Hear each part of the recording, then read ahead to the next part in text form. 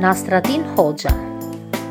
Nasradin Hoxha ka jetuar shumë kohë më parë në Akhisar të Turqisë, por fama e tij si hokatar i madh ka marrë dhe në çdo cep të botës.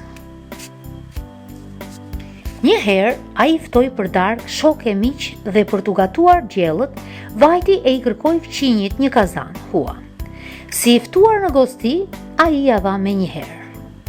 Darka kaloi për bukuri, gjellët qenë për të lëpir gishtrinjt, ndërsa shakat e Nasradinit i shkullën së qeshur i mysafirët.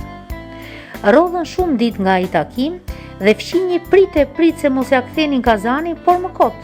Nasradini nuk po bëhej i gjallë, më së fundi i trokiti në derë. Hoxha Efendi, erdha të marr kazanin, i tha. Nasradini u fut brenda, nxori kazanin dhe duke i kërkuar të falur, i tha. Tavonova tha, më fal, por pata një rast gëzimi prandaj. Fëqinji mori gjën e vet, por u çudit shumë kur vuri re se brenda na ishte edhe një kusi e re fare. Efendi, i tha, këtu qenë ka edhe një kusi, por nuk është e imja. A nuk të thash se tavonova për një rast gëzimi? E pra, kazani yt na pas kësh qenë shtatzan dhe ja, na polli këtë kusi. Merre se është jotja, u përgjigj Nasradini. Çdo mend se fëqinji e dinte mirë që kazani nuk është qenie i gjallë që të linte, por i pëlqeu jo vetëm si shaka, por edhe si u bë me kusi të re, prandaj nuk e zgjati më tej. I mori dhe shkoi.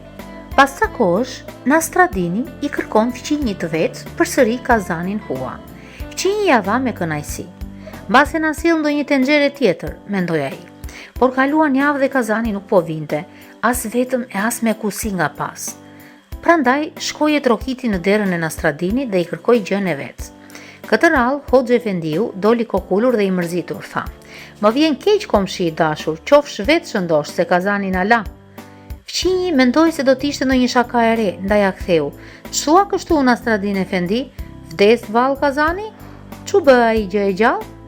Po mirë, kur të thash se kazani lindi, ti e besove. Tani pse nuk e beson kur të them se vdiq? Ju përgjigj Nasradini.